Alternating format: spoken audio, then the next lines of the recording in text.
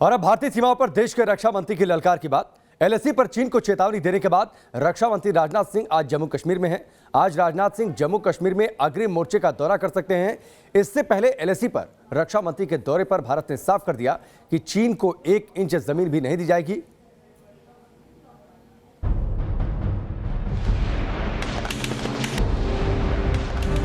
यदि कोई दुनिया की ताकत हमारे स्वाभिमान पर चोट पहुंचाने की कोशिश करेगी, उसे किसी भी सूरत में हम बर्दाश्त नहीं करेंगे। उसका हम मुंहतोड़ जवाब देने के लिए भी तैयार रहेंगे। भारत माता की, भारत माता की, भारत माता की।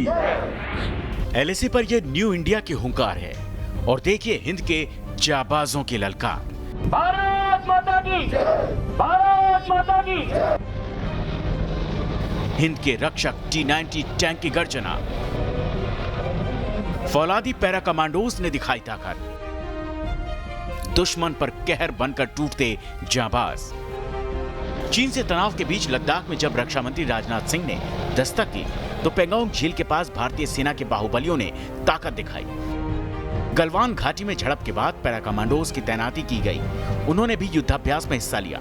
इसके साथ ही युद्ध अभ्यास में गरजते टैंकों ने भी दुश्मन को सख्त संदेश दे दिया कि छेड़ोगे तो छोड़ेंगे नहीं। भारत माता की। 3 जुलाई को प्रधानमंत्री नरेंद्र मोदी के मिशन लद्दाख के बाद आज राजनाथ सिंह लेह पहुंचे।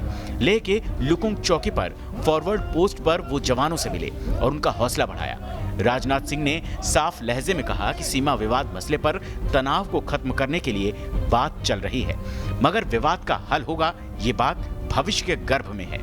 इस समय सीमा के विवाद को सुलझाने के लिए बातचीत का दौर चल रहा है। जो कुछ अब तक की प्रगति हुई है बातचीत की, मामला हल होना चाहिए।